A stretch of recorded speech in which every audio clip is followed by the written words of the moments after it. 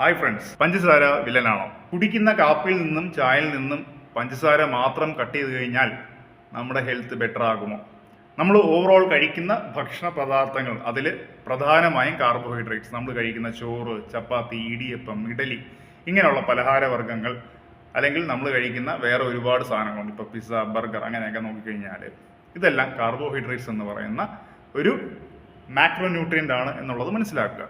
നമ്മൾ കഴിക്കുന്ന പഞ്ചസാര ആയാലും, അതായത് ഈ ഷുഗറില്ലേ ആഡ് ചെയ്ത് ചായയിലും കാപ്പിലും ഒക്കെ ആഡ് ചെയ്യുന്ന ഷുഗർ, അത് ഉൾപ്പെടെയുള്ള സാധനങ്ങൾ നമ്മുടെ ശരീരത്തിൽ പോയിട്ട് മസിലിലും ലിവറിലും ഒക്കെ ഗ്ലൈക്കോജനായിട്ടാണ് സ്റ്റോർ ചെയ്യുന്നത്. ശരീരത്തിൻ്റെ ആവശ്യകത അനുസരിച്ച് അത് ഫ്യൂവലായിട്ട് റിലീസ് ചെയ്യും. അല്ലാത്തത് നമ്മുടെ ബോഡിയിൽ അനാവശ്യമായ കൊഴുപ്പായിട്ട് ആഡ് ചെയ്യും എന്നുള്ളതാണ്. നമ്മൾ യഥാർത്ഥത്തിൽ ശ്രദ്ധിക്കേണ്ടത്, ഈ കഴിക്കുന്ന എന്തും ആയിക്കൊണ്ടുപോട്ടെ, നമ്മുടെ ശരീരത്തിൻ്റെ പ്രവർത്തനം അനുസരിച്ചിട്ട്, നമ്മുടെ ലൈഫ് സ്റ്റൈലിൻ്റെ ആക്ടിവിറ്റി അനുസരിച്ച് മാത്രം നിങ്ങൾ ഒരു ഭക്ഷണത്തിൻ്റെ രൂപം നിങ്ങളുടെ ജീവിതത്തിൽ കൊണ്ടുവരിക.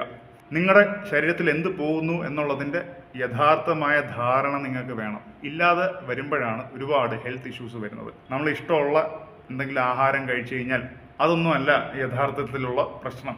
നമ്മൾ ഒരു ഓവറോൾ സ്ട്രക്ചർ നമ്മുടെ ജീവിതത്തിലേക്ക് ഭക്ഷണത്തിൻ്റെ കാര്യത്തിൽ കൊണ്ടുവരിക എന്നുള്ളതാണ്.